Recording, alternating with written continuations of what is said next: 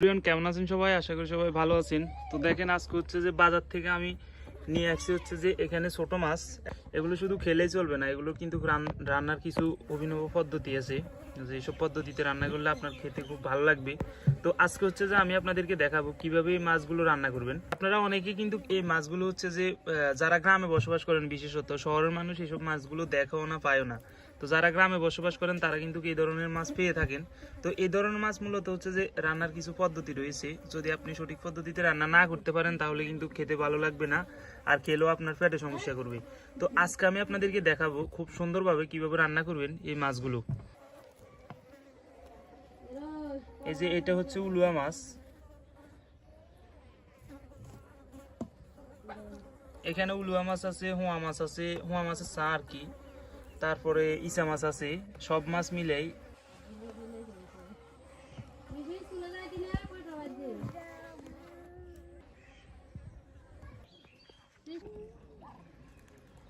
দেখতে পাচ্ছেন। এটা হচ্ছে শাকের আলু, মাটির নিচের আলু আর কি। তো এটা দিয়ে হচ্ছে যে হালকা যদি শাকের আলু দেওয়া যায় উলুয়া মাছের সাথে, এই যে দেখেন এগুলো হচ্ছে যে হুমা মাছ, তো হুমা মাছের সাথে যদি হালকা পরিমাণ আলু দেওয়া যায় খেতে খুব ভারী মজা লাগে, ঠিক আছে। তো এজন্য হচ্ছে যে হালকা শাকের আলু দিব।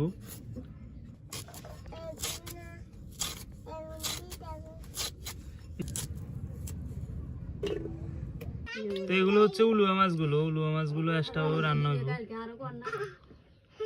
দিয়ে দিচ্ছি পরিমাণ মতো লবণ।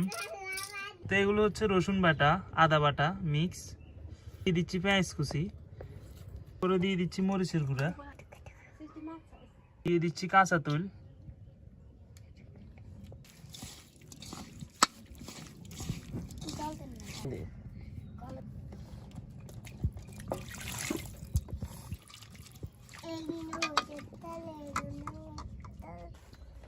তো এগুলো দিয়ে হচ্ছে যে ইসা মাছ আলু দিয়ে রান্না হবে। দিয়ে দিচ্ছি পরিমাণ মতো লবণ, দিয়ে দিচ্ছি পরিমাণ মতো হলুদের গুঁড়া, আদা বাটা, রসুন বাটা, পেঁয়াজ কুচি, দিয়ে দিচ্ছি হালকা পরিমাণ কাঁচা তেল, পরে দিয়ে দিচ্ছি মরিচ,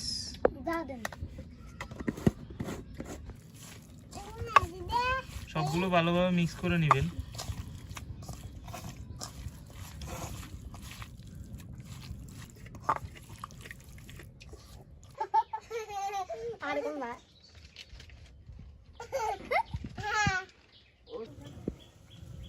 আপনি কি আর পেঁয়াজ ধরবেন বলেন?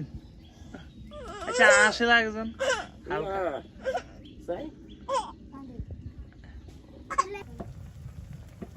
তো দেখলেন এখানে সর্বপ্রথম হালকা পরিমাণ পানি দিছি। হ্যাঁ, তো পানি দেওয়ার পর এই পানিগুলো হচ্ছে যে টানাই ফেলতে হবে। তো এগুলো টানিয়ে এসছি। তো এই মাছ রান্নার পদ্ধতি হচ্ছে এটা, সিক্রেট টিপস আর কি।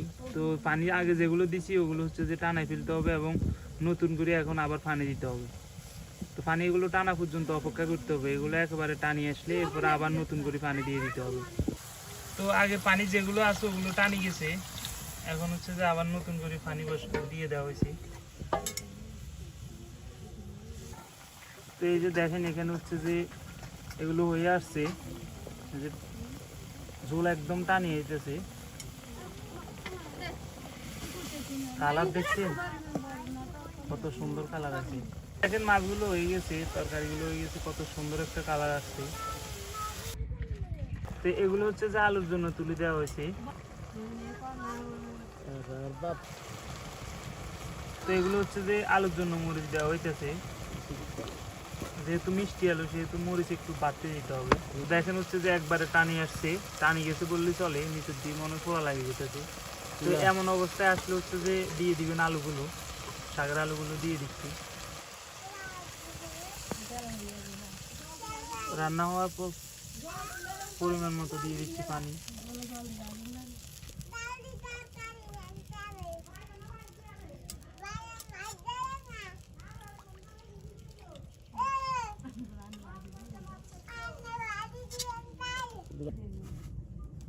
তো দেখেন এই যে দেখেন তরকারিগুলোর হচ্ছে যে ঝোল প্রায় টানি আসছে। তো এই আসলে এটা দুইভাবে রান্না করা যায়, একটা হচ্ছে যে হালকা পরিমাণ ঝোল রাখতে পারবেন, আর একটা হচ্ছে একেবারে শুকনা শুকনা। দেখেন তরকারিগুলো হয়ে গেছে, এই যে হালকা পরিমাণ আমি বলছিলাম না ঝোল রাখবো,